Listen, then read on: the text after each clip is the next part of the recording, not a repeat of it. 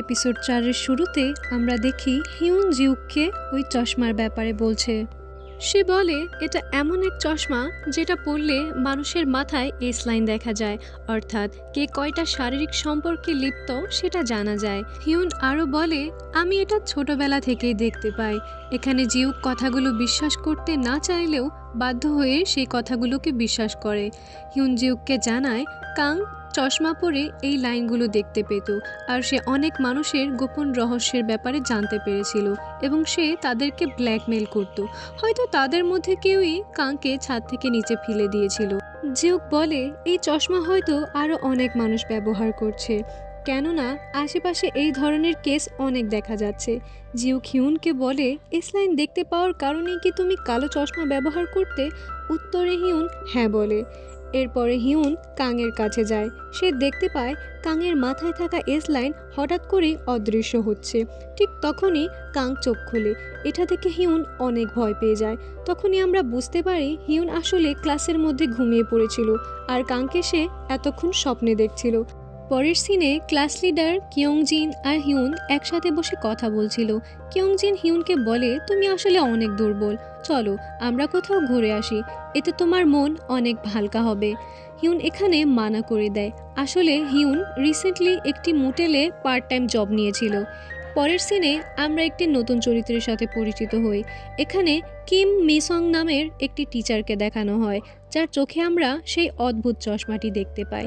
সেও এখানে S line দেখতে পাচ্ছিল। তার সিনিয়র তাকে কাজে ভুলের কারণে অনেক বকাঝকা করে।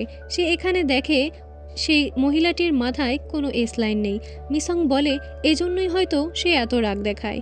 মিসংয়ের একটি স্বভাব রয়েছে, রাগে মিসং স্টারপ্লার প্রেস করতে থাকে। এরপরে ক্যান্টিনের দৃশ্য দেখানো হয়। এখানে মিসং টিচারদের সাথে লাঞ্চ করছিল। কথায় কথায় মিসং জানায় যে সে অভিনেত্রী হতে চায়। তখন এখান দিয়ে মিউজিক টিচার যাচ্ছিলেন। আমরা বুঝতে পারি মিসং আসলে ওই মিউজিক টিচারকে পছন্দ করত। ওদিকে জিউক ডংসিকের সাথে বসে কাংয়ের কেসের ব্যাপারে ডিসকাস করছিল। ডংসিক তখন বলে এমনটা তো হতে পারে যে টিচার কাংকে প্রথমে ছাদ থেকে ফেলে দিয়েছিল এবং পরে সুইসাইড করে নিয়েছিল। তখন জিউক বলে এমনটা হতেই পারে, কিন্তু টিচারটির পরিবার থেকে জানা গেছে তার আসলে উঁচু হাইটে ভয় রয়েছে, এজন্য ছাদ থেকে কাংকে ফেলে দেওয়া তার পক্ষে অসম্ভব। এছাড়া সে বলে এই চশমা পরার পর থেকে কাং একটু অদ্ভুত আচরণ করছিল। এ সময় তাদের সিনিয়র সেখানে চলে আসে আর তারা বোর্ডটি উল্টে দেয়, যাতে করে তাদের সিনিয়র এই ইনভেস্টিগেশনের ব্যাপারে কোনো কিছু বুঝতে না পারে। এদিকে হিউনের কাছে কিয়ংজিন আর ক্লাস লিডার দেখা করতে আসে। হিউন বলে তোমরা এখানে কি করছো? মাইনারদের এখানে আসা নিষেধ। কিয়ংজিন তখন বলে তুমি নিজেই এখানে ইল্লিগালভাবে কাজ করছো, তাই তুমি তো চুপই থাকো। তারা তিনজন তখন কাউন্টারের ভেতর বসেছিল। এখানে কিয়ংজিন হিউনকে ঠেলছিল যাতে করে তার শরীর ক্লাস লিডারের সাথে ধাক্কা খায়। তখন সেখানে মিসং নামের সেই টিচারটি আসে। মিসং তখন সেই অদ্ভুত গেটআপটিতে ছিল আর মোটেলের 206 নাম্বার রুমটি বুক করে চাবি নিয়ে রুমের দিকে যায়। কিয়ংজিন তাকে দেখে বলে আমি হয়তো কোথাও তাকে দেখেছি। এদিকে মিসং রুমে গিয়ে তার অভিনয় প্র্যাকটিস করতে থাকে। আসলে মিসং যেখানে থাকে সেখানে একদমই শব্দ করা নিষেধ, এজন্য সে অভিনয় প্র্যাকটিস করতে পারতো না। তাই সে এই মোটেলে গিয়ে নিয়মিত অভিনয় প্র্যাকটিস করত। ওদিকে জিউক হিউনের বাবার খুনের ব্যাপারে স্টাডি করছিল। তার কিছু খটকা লাগলে সে হিউনের সাথে এ ব্যাপারে কথা বলে। জিউক বলে কাংয়ের মাথায়ও কি কোনো এস লাইন রয়েছে? হিউন বলে হ্যাঁ, একটা। জিউক জিজ্ঞেস করে এস লাইনটা কি ওই রাতে কাং যে ছেলেটার সাথে ছিল তার সাথে কানেক্টেড? হিউন জানায় কাংয়ের এস লাইন ওই ছেলেটার সাথে কানেক্টেড ছিল না, বরং কাংয়ের এস লাইন আসলে কার সাথে কানেক্টেড এটা হিউন জানতে পারেনি এখনও। তবে সে এটা শিওর যে সেটা ক্লাসের কারো সাথে কানেক্টেড না। পরের দৃশ্যে টিভিতে আরও একটি রহস্যজনক মার্ডারের নিউজ দেখানো হয়। এখানে খুনিকে সাথে সাথে অ্যারেস্ট করা হয়। হিউন দেখে খুনির চোখেও এই অদ্ভুত চশমাটি ছিল আর তার আচরণও একটু অস্বাভাবিক ছিল। লোকটি অদ্ভুতভাবে হাসছিল। তখন হিউন ভাবে এই চশমা হয়তো আরও অনেকে ব্যবহার করছে। পরের দৃশ্যে মিসং নামে সেই টিচারকে দেখানো হয়। সে মিউজিক টিচারের ক্লাসে যায়। মিসং বলে মিউজিকটি অনেক মনোমুগ্ধকর আর এই বাহানায় সে তার সাথে কথা বলতে থাকে। মিউজিক টিচার মিসংকে জিজ্ঞেস করে আপনার ড্রিম কি? মিসং বলে, গেস করুন তো কি হতে পারে। উত্তরে মিউজিক টিচার জানায়, আমার মনে হয় আপনি অভিনেত্রী হতে চান। মিসং এখানে অবাক হয়ে জিজ্ঞেস করে, আপনি কিভাবে বুঝতে পারলেন? মিউজিক টিচার তখন বলে, আপনার বডি ল্যাঙ্গুয়েজ একদম পারফেক্ট, এজন্য আমি আন্দাজ করে নিয়েছি। এটা শুনে মিসং অনেক খুশি হয় আর আয়নায় তাদের দুজনকে দেখতে থাকে। সে কল্পনা করতে থাকে যে মিউজিক টিচারের এস লাইন তার সাথে কানেক্ট হয়ে আছে। স্কুল ছুটির পর ক্লাস লিডার হিউনের কাছে আসে। হিউন এখানে কিয়ংজিনের কথা জিজ্ঞেস করলে ছেলেটি জানায় সে অনেক আগে বাড়ি চলে গেছে। সে হিউনকে জিজ্ঞেস করে, তুমি কি ফ্রি আছো? হিউন সম্মতি জানালে সে হিউনকে নিয়ে একটি সুইমিং ক্লাবের সুইমিং পুলের কাছে যায়। ছেলেটি হিউনকে বলে, আমি খেয়াল করেছি তুমি এমন জায়গা পছন্দ করো যেখানে কোনো মানুষ নেই, তাই আমি তোমাকে এখানে নিয়ে এসেছি। তুমি কি সুইমিং জানো? উত্তরে হিউন বলে, আমি জানি না। হিউন তখন পানির দিকে তাকিয়ে থাকে এবং হঠাৎ কিছু একটা মনে করে পুলে ঝাঁপ দেয়। পানির নিচে সে এদিক ওদিক তাকিয়ে দেখতে পায় এখানে কোনো এসলাইন নেই। ব্যাপারটা তার অনেক ভালো লাগে। এদিকে অনেকক্ষণ পরেও হিউন উপরে উঠছে না দেখে উপরে থাকা ছেলেটি ভয় পেয়ে যায়। ছেলেটিও তখন পুলে ঝাঁপ দেয়, কিন্তু হিউন এখানে একদম ঠিক ছিল। এটা দেখে তারা দুজনই হাসতে থাকে। হিউনের ঠান্ডা লাগছিল, এজন্য ছেলেটি তার জ্যাকেট তাকে পরিয়ে দেয় আর তারা এখানে নুডলস খেতে থাকে। ছেলেটি হিউনকে জিজ্ঞেস করে, তুমি হঠাৎ কেন এমন করলে? হিউন তখন কথায় কথায় জানায় যে আমি ছোটবেলা থেকেই অদ্ভুত কিছু এস লাইন দেখতে পাই। ছেলেটা জিজ্ঞেস করে, আমার মাথায় কি কোনো এস লাইন আছে নাকি?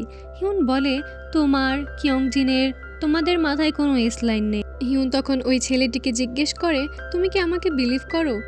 ছেলেটি বলে, আমি তোমাকে বিলিভ করি। আমি জানি যে তুমি মিথ্যা কথা বলবে না। এ কথা শুনে হিউনের অনেক ভালো লাগে। সে রাতে ছেলেটার কথাই ভাবতে থাকে। ওদিকে জিউক ও ডংসিক কাংয়ের কেসটির ব্যাপারে কথা বলছিল। এখানে ডংসিক জিউককে জিজ্ঞেস করে, তুমি কি কাউকে ডেট করছো? উত্তরে জিউক বলে, না, তবে আমি একটি মেয়ে আছে যার ব্যাপারে জানতে ইচ্ছুক, তবে তার সাথে রাত কাটানোর আমার কোনো পরিকল্পনা নেই। এরপর আমাদেরকে মোটেলের সিন দেখানো হয়। এখানে মিসং প্রতিদিনের মতোই রুম নাম্বার 6 বুক করে এবং রুমে গিয়ে সে তার অভিনয় প্র্যাকটিস করতে থাকে। আমরা এখানে জানতে পারি মিসংয়ের একটি বাজে স্বভাব ছিল। সে এই রুমে থাকা ছিদ্র দিয়ে পাশের রুমের লোকজনদেরকে দেখত, আর এজন্যই মূলত সে এই রুমেই আসতো প্রতিবার। আর এই রুমেই সে ওই চশমাটি পায়। আজকে যখন সে রুমের ছিদ্র দিয়ে দেখে তখন সে মিউজিক টিচারকে দেখে। এখানে সে জানতে পারে মিউজিক টিচার আসলে একটি ফেমাস হিরোইনের সাথে ডেটে আছে। এখানে কিছুক্ষণ একান্তে সময় কাটানোর পর মেয়েটি মিউজিক টিচারকে বলে, কালকেও আমরা এখানে দেখা করব। আর এটা বলেই মেয়েটি চলে যায়। মিউজিক টিচারকে অন্য একটি মেয়ের সাথে দেখে মিসংয়ের একদমই ভালো লাগে না। সে তখন তার আসল গেটআপে ফিরে আসে আর কাউন্টারে গিয়ে হিউনকে বলে, আমি আরও একদিন এই রুমের মেয়াদ বাড়াতে চাই। এটা বলে মিসং সেখান থেকে চলে যায়। এখানে মিসংকে দেখে হিউন চিনে ফেলে আর কিছুটা সন্দেহ হয়। পরের দিন সেই ফেমাস হিরোইন রুমের দিকে গেলে মিসং তাকে পিছন থেকে মাথায় আঘাত করে অজ্ঞান করে ফেলে এবং তাকে বেঁধে তার জামা কাপড় পরে ঠিক তার মতন গেটআপ নিয়ে 205 নাম্বার রুমে যায়, যেখানে মিউজিক টিচার ছিল। এখানে মিউজিক টিচার তাকে দেখে অবাক হয়ে যায়। সে মিসংকে বলে, তুমি এখানে কি করছো? মিসং তখন বলে, আমি আপনাকে আসলে অনেক পছন্দ করি, এবং তার মনের সব অনুভূতি সে মিউজিক টিচারকে বলে দেয়। সে এখানে মিউজিক টিচারের সাথে ঘনিষ্ঠ হওয়ার চেষ্টা করে, কিন্তু মিউজিক টিচার সেখান থেকে চলে যেতে থাকে। এতে করে মিসং তার হাতে থাকা স্টারপ্লার মিউজিক টিচারের দিকে ছুঁড়ে মারে। এখানে মিউজিক টিচার অজ্ঞান হয়ে যায়। আসলে মিউজিক টিচারের পানিতে মিসং আগে থেকেই ড্রাগস মিশিয়ে রেখেছিল। বিছানায় মিসং লোকটির সাথে একা একা কথা বলতে থাকে। এখানে সে লক্ষ্য করে লোকটির মাথা থেকে রক্ত বের হচ্ছিল এবং ব্লিডিং অনেক বেড়ে যাচ্ছিল। সে যে কোনো মুহূর্তেই মারা যেতে পারে। এটা দেখে মিসং পাগল হয়ে যায়। সে চিৎকার করতে থাকে। সে এটা কি করে ফেললো? সে বুঝতে পারে লোকটি আর বেশিক্ষণ বাঁচবে না, কিন্তু সে তো লোকটির সাথে তার এস লাইন কানেক্ট করতে চেয়েছিল। সে এখানে অনেক চেষ্টা করে লোকটির সাথে তার এস লাইন কানেক্ট করার, কিন্তু শেষ পর্যন্ত লোকটি এখানে মারা যায়। এটা দেখে রাগে ক্ষোভে মিসং বাথটাবে গিয়ে ওই স্টারপ্লার দিয়ে নিজের সারা শরীরে ক্ষত তৈরি করতে থাকে। এখানে ওই মেয়েটি কোনো মতে রুম থেকে বেরিয়ে আসলে হিউন তাকে দেখতে পায়। মেয়েটি তাকে জানায়, একটি পাগল মেয়ে আমাকে আক্রমণ করে বেঁধে রেখে আমার পোশাক নিয়ে কোথাও একটা চলে গিয়েছে। এটা শুনে হিউনের তখন ওই ম্যাডামের কথা মনে পড়ে। সে তখন 205 নাম্বার রুমে যায়। গিয়ে সে দেখতে পায় সেখানে বিছানায় মিউজিক টিচারের লাশ ছিল। পরে পুলিশ সেখানে এসে ইনভেস্টিগেশন করে। তারা মিসংকে বাথটাবে মৃত দেখতে পায়। তার সারা শরীরে স্টারপ্লার দিয়ে ক্ষত করা ছিল। জিউক হিউনকে জিজ্ঞেস করে মিসংয়ের এসলাইন কি মিউজিক টিচারের সাথে কানেক্টেড ছিল। উত্তরে হিউন বলে তাদের এসলাইন কানেক্টেড ছিল না। জিউক বলে তাহলে মিসং এটা কেন করলো। হিউন বলে জানি না, এবং হয়তো আমরা এটা কখনোই জানতে পারবো না। জিউক জিজ্ঞেস করে তোমার কি মনে হয় এখানেও কি ওই চশমাটির কোনো রহস্য আছে। হিউন বলে মিসং সবসময় স্কুলে একটি চশমা তো পরতো, এটা হয়তো সেই চশমাই, কারণ চশমাটি পরলে যে কোনো লোককে অন্যরকম লাগে। আর মিসং নামের ওই টিচারকেও আজ একটু অন্যরকম লাগছিল। হিউন এখানে জিউককে বলে এই জন্যই আমি আপনাকে ওই চশমাটি খুঁজে বের করতে বলেছি। চশমাটি খুঁজে বের করা অনেক জরুরি, কারণ এটা অনেক ডেঞ্জারাস।